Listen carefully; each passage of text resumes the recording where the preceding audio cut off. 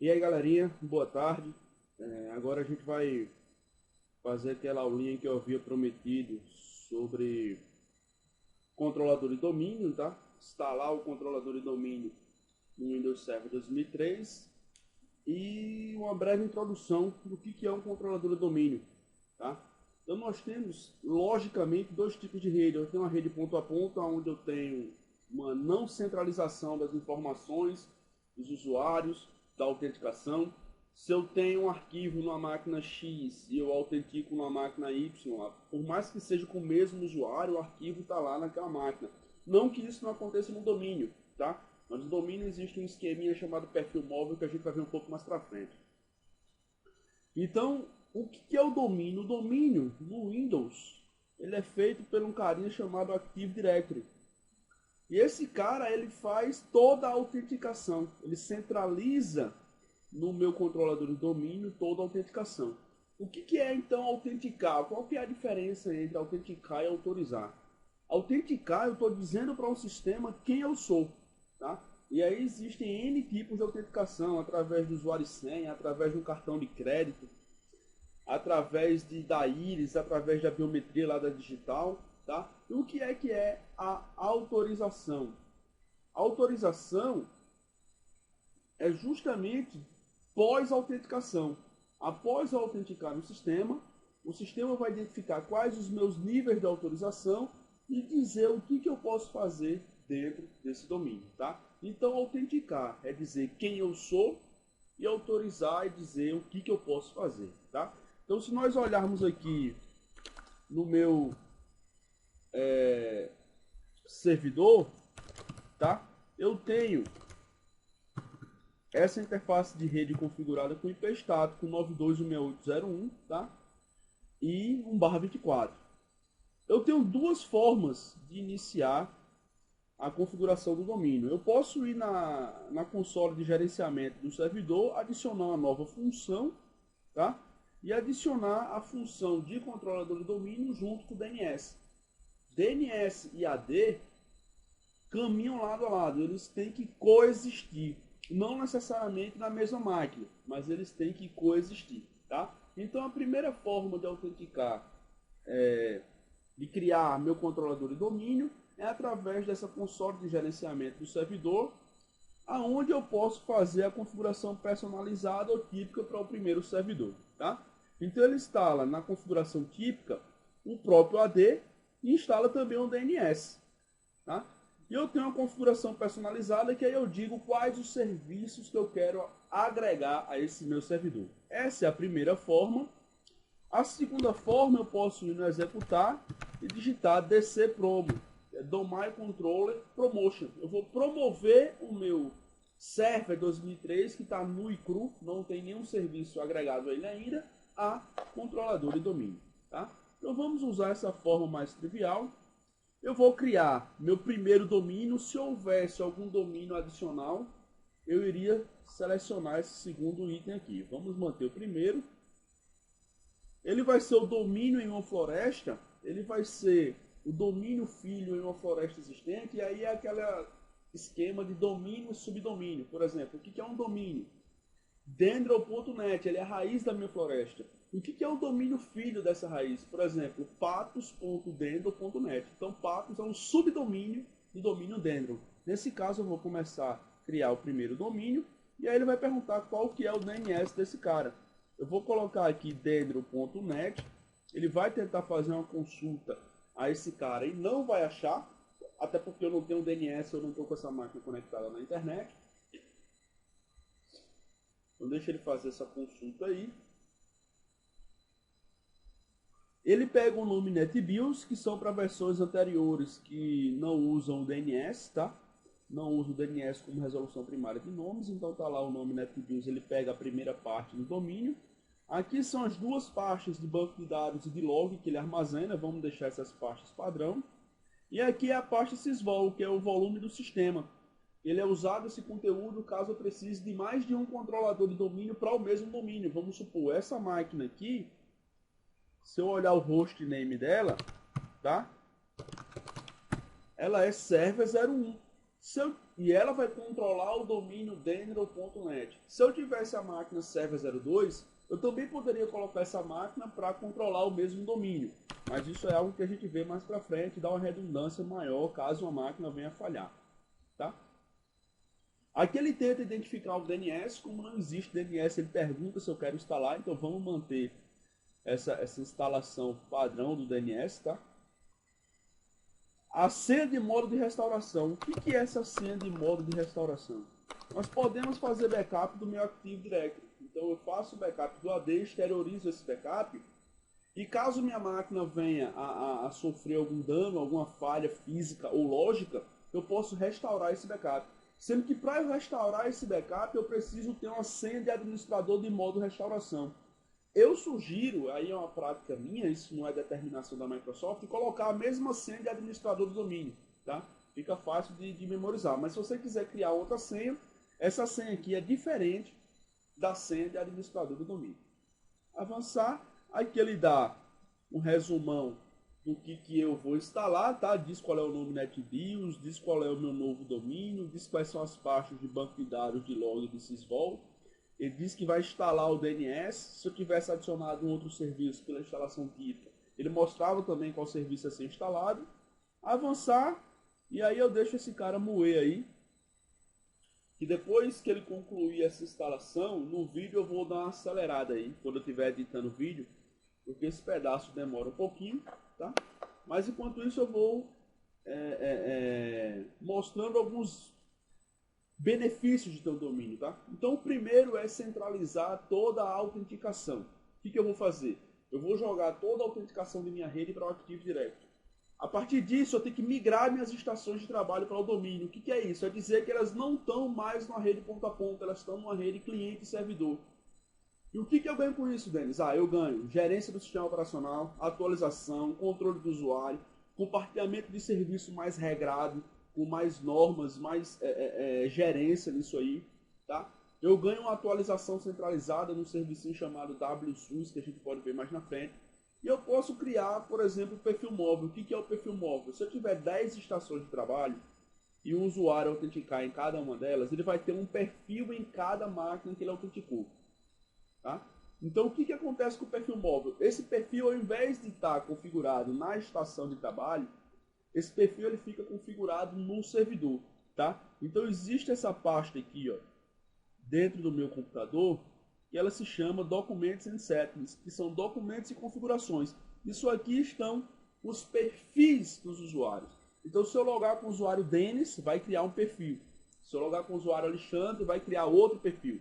Se eu for para outra máquina, esse perfil vai estar fisicamente armazenado no servidor ou na máquina que ela autenticou. O que é o perfil móvel? Eu armazeno esse perfil no servidor, numa área compartilhada, e aí eu digo nas configurações do usuário, que a gente vai ver no próximo vídeo, como ele deve se comportar em relação a esse perfil. Então o perfil vai estar armazenado no servidor. Quando o usuário autenticar em qualquer máquina da rede, a configuração de perfil móvel vai fazer com que esse perfil seja copiado para a máquina que esse usuário está autenticando, tá?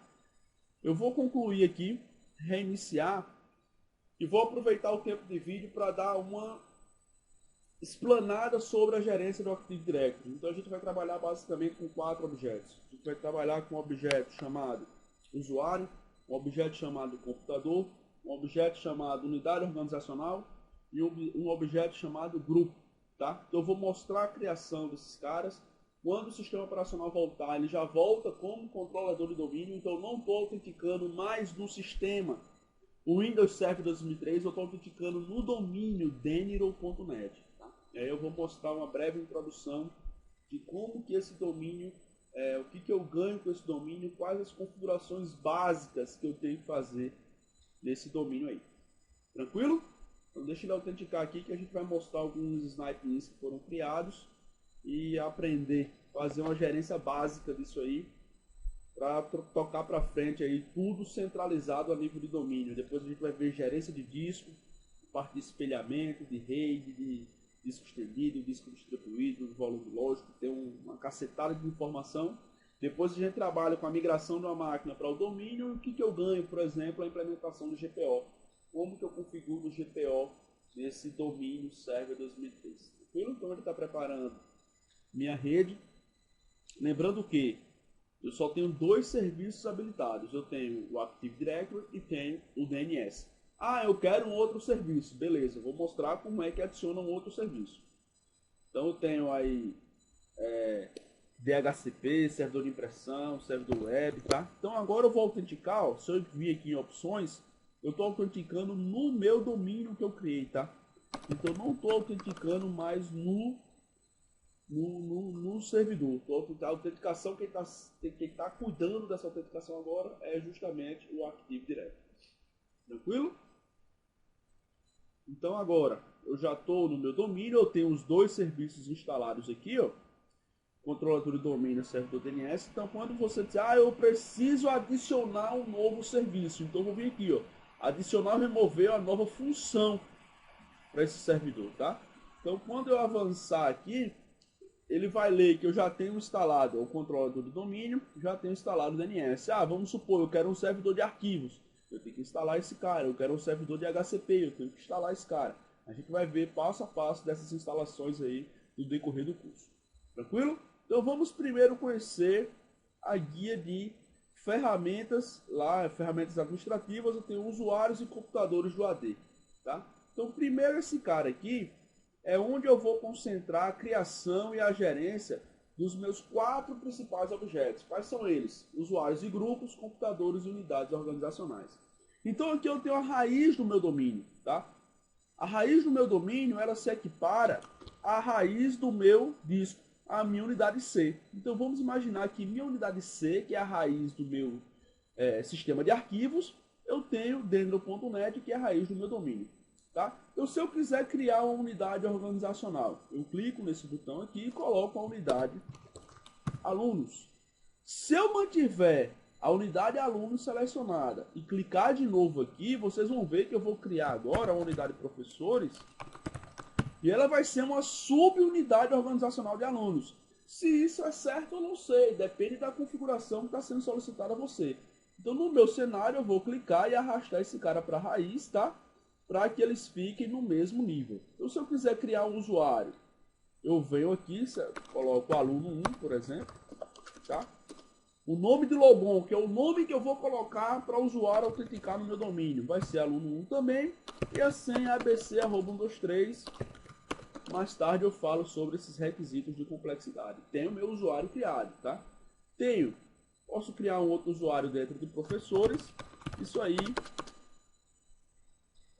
é bem básico, é bem autoexplicativo, tá? Vou colocar a mesma senha, depois eu vou apresentar como funcionam os grupos. Tá? Então aqui eu tenho, dentro da unidade organizacional alunos, o usuário aluno, dentro da unidade organizacional professores, o usuário professores. Então vamos supor que eu queira criar agora o grupo. O grupo são esses dois rostinhos aqui agora. Então eu vou criar o grupo professores. Tá criado.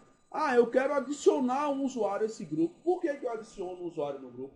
Porque eu vou me imaginar mais na frente, eu vou estar compartilhando algum recurso. E eu tenho 50 usuários.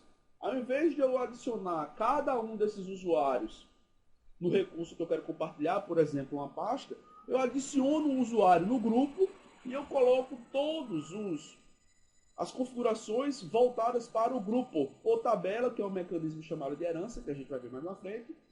Os usuários que participam desse grupo passam a ter a configuração passada para eles também, tá? Então eu posso selecionar o usuário, clicar em mover, e aí eu seleciono qual unidade organizacional que eu posso ir. Então eu posso clicar o usuário e botar adicionar um grupo, e aí eu vou botar professores, tá? Então dou OK, a operação de adicionar o grupo foi concluída. Então vamos conhecer algumas propriedades desses dois objetos, tá? Professores, eu tenho a guia membros, que aí aquele usuário professor 1 faz parte do grupo professores, e eu tenho a guia membro de, porque um grupo pode fazer parte do outro. A gente vai estudar isso mais na frente, quando estivermos gerenciando os grupos, tá? A guia do usuário ela é um pouco mais complexa, mas eu não vou me atentar a todas essas opções. Eu vou trabalhar com a guia conta, que aqui vão ter as informações do usuário.